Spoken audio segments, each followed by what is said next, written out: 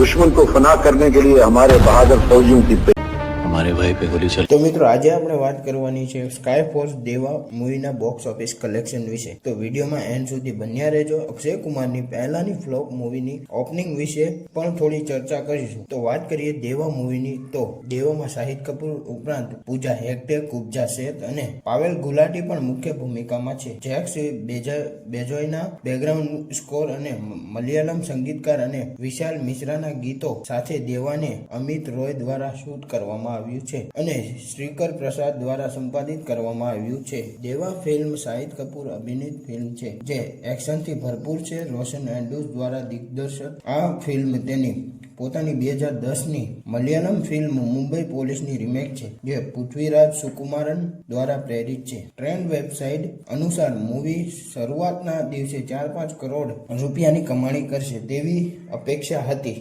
જો કે સવાર, બપોર અને સાંજના શો માટેના પ્રારંભિક અંદાજો સૂચવે છે કે મૂવી વાસ્તવમાં કેટલી કમાણી કરી શકી। અહીં દેવાની રાત્રે 9 વાગ્યા સુધીમાં મૂવી લગભગ 2.82 કરોડની કમાણી કરે તેવી ધારણા છે, જેમાં મૂવીની સંભાવનાઓ અને નાઇટ શોના રિઝર્વેશન પર આધારિત છે। દેવા માત્ર સવારના શોમાં 5.87% ઓક્યુપેન્સી રાખવામાં સફળ રહ્યા હતા। બપોરે અને સાંજના શો અનુક્રમે 9.18% અને 9.77% પર થોડો સારો દેખાવ કરે છે। જો કે એ નોંધનીય છે કે આ માત્ર અંદાજો છે। નાઇટ શો માટેના રિઝર્વેશનમાં દેવા નોંધપાત્ર પ્રવેશ કરી શકે છે અને સપ્તાહના શો બોક્સ ઓફિસ પર વધુ સારા આંકડા સાથે સમાપ્ત થાય છે। રસપ્રદ વાત એ છે કે શાહિદ કપૂરની અગાઉની થિયેટર રિલીઝ તેરી બાતો મેં એસા ઉલઝા જીયા લોકલ માર્કેટમાં 6.7 કરોડના ઉમદા ઉપરના શરૂઆતના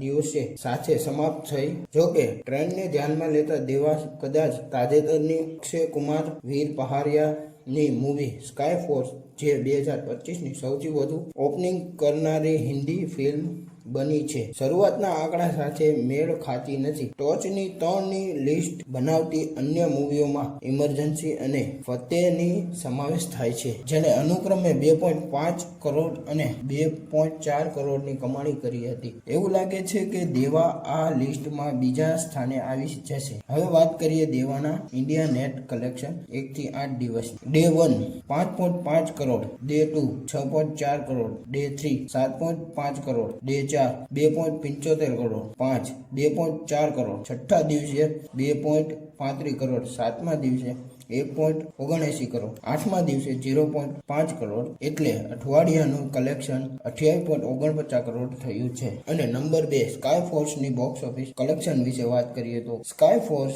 ફિલ્મે અપેક્ષા મુજબ બોક્સ ઓફિસ પર 10 કરોડથી વધુ કલેક્શન કર્યું છે। આ અક્ષય કુમારની અગાઉની ઘણી ફિલ્મો કરતાં ઘણી વધારે છે। આ સાથે સ્કાય ફોર્સ વર્ષ 2025 હિન્દી મૂવીઓમાં શ્રેષ્ઠ ઓપનિંગ મેળવી છે। અક્ષય કુમારની મૂવી સ્કાય ફોર્સ 24 જાન્યુઆરી સિનેમાઘરોમાં રિલીઝ થઈ હતી અને નિર્માતાઓ સ્કાય ફોર્સ સાથે સ્ક્રીન પર દેશભક્તિનો સ્પર્શ ઉમેરવામાં સફળ રહ્યા હતા। ફિલ્મને પહેલા જ દિવસે ઘણો પ્રેમ મળ્યો છે। ફિલ્મે અપેક્ષા મુજબ બોક્સ ઓફિસ પર 10 કરોડથી વધુનું કલેક્શન કર્યું છે। આ અક્ષય કુમારની અગાઉની ઘણી ફિલ્મો કરતાં ઘણી વધારે છે। આ સાથે સ્કાય ફોર્સ વર્ષ 2025ની હિન્દી મૂવીઓમાં શ્રેષ્ઠ ઓપનિંગ મેળવી છે। ગયા વર્ષે ઓગસ્ટમાં ફિલ્મ ખેલ ખેલમાં દેખાયા બાદ અક્ષય કુમારે સ્કાય ફોર્સથી જોરદાર કમબેક કર્યું છે। આ સાથે વીર પહારિયાએ આ મૂવીથી બોલિવૂડમાં ડેબ્યુ કર્યું છે। સ્કાય ફોર્સ 1995ના ભારત પાકિસ્તાન હવાઈ યુદ્ધમાં પાકિસ્તાનના સરગોદા એરબેઝ પર ભારતના જવાબી હુમલાની વાર્તા કહે છે। સમગ્ર ભારતમાં સ્કાય ફોર્સના લગભગ 4900 શો બતાવવામાં આવ્યા હતા, જેમાં કુલ 15.71%નો કબજો હતો। આ મૂવી કંગના રનૌતની ઇમરજન્સી અને અજય દેવગનની આઝાદના એક અઠવાડિયા પછી રિલીઝ થઈ છે, પરંતુ તેનું ઓપનિંગ ડે કલેક્શન તે બંને મૂવીઓ કરતાં સારું હતું। અક્ષય કુમારની ફ્લોપ મૂવીની રેકોર્ડ વિશે વાત કરીએ તો તેમને જણાવી દઈએ કે કોવિડ-19 પછી અક્ષય કુમારની ફિલ્મો પણ લોકડાઉન હેઠળ છે। તેમની મોટા બજેટની ઘણી ફિલ્મો એક પછી એક ફ્લોપ રહી છે, પરંતુ આ ફિલ્મ વિશે એવું કહેવામાં આવી રહ્યું છે કે તે આ મૂવીઓ કરતાં વધુ સારી હશે। જો કે અક્ષયની કેટલીક ફિલ્મોએ પહેલા દિવસે સારી ઓપનિંગ કરી હતી, પરંતુ તેમનો બિઝનેસ દિવસે ને દિવસે ઘટતો ગયો અને તેઓ તેમના કુલ બજેટના અમુક ટકા જ આપી શક્યો. અક્ષય કુમારની અગાઉની ફિલ્મ મૂવીઓ વિશે વાત કરીએ તો ડે 1 ઓપનિંગ સૂર્યવંશી ની ઓપનિંગ 26.29 કરોડ, બડે મિયા છોટે મિયા 16.07 કરોડ,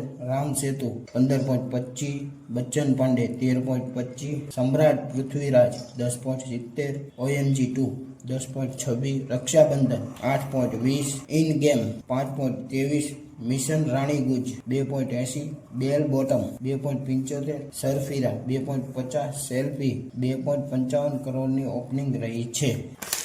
સ્કાય ફોર્સના 1 થી 14 દિવસના બોક્સ ઓફિસ કલેક્શન વિશે વાત કરીએ. India net collection day 1 12.25 crore, day 2 22 crore 28, 4 7 crore 5 5.75 crore, છઠ્ઠા દિવસે 6 કરોડ, સાતમા દિવસે 5.5 કરોડ. એક અઠવાડિયામાં સારું પરફોર્મન્સ રહ્યું હતું. અઠવાડિયામાં 86.5 કરોડ ઇન્ડિયા કલેક્શન કર્યું હતું અને 8મા દિવસે 3 કરોડ, 9મા દિવસે 5 કરોડ, 10મા દિવસે 5.5 કરોડ, 11મા દિવસે 1.6 કરોડ, 12મા દિવસે 1.35 કરોડ, 13મા દિવસે 1.5 કરોડ અને 14મા દિવસે 1.1 કરોડ. બીજા અઠવાડિયામાં 19.5 કરોડની કમાણી કરી હતી અને ટોટલ 105.55 કરોડની કમાણી કરી હતી અને વર્લ્ડ વાઇડ 137.90 કરોડનું કલેક્શન કર્યું છે. ઓવરસીઝમાં 12 કરોડ અને ઇન્ડિયા ગ્રોસ 125.90 કરોડનું કલેક્શન